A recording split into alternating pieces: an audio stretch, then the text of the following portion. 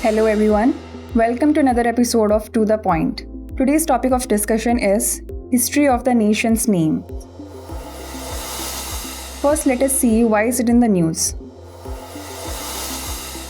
Recently, the 2022 NCERT Social Science Committee recommended the use of Bharat instead of India in textbooks up to class 12th. Now let us discuss historical background or history associated with Bharat and India.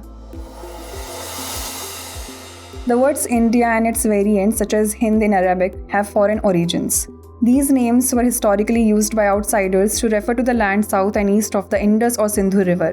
During Afghan and Mughal rule, the term Hindustan was often used to refer to the northern regions of the Indian subcontinent.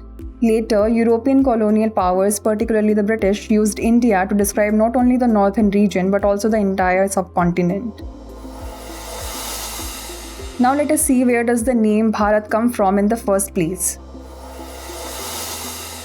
The roots of Bharat, Bharata or Bharatvarsh are traced back to Puranic literature and to the epic Mahabharata. The Puranas describe Bharata as the land between the sea in the south and the abode of snow in the north.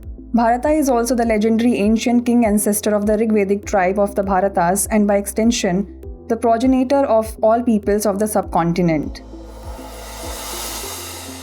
Now let us discuss how Bharat and India are balanced.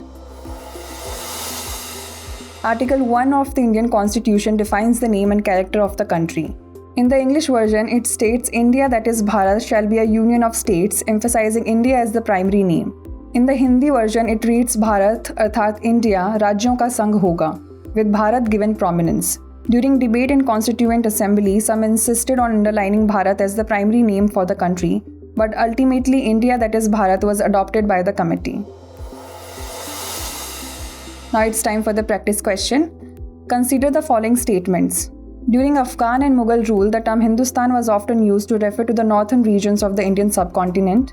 The Puranas describe Bharata as the land between the sea in the south and the abode of snow in the north. Which of the statements given above is or are correct? One only, two only, both one and two, or neither one nor two?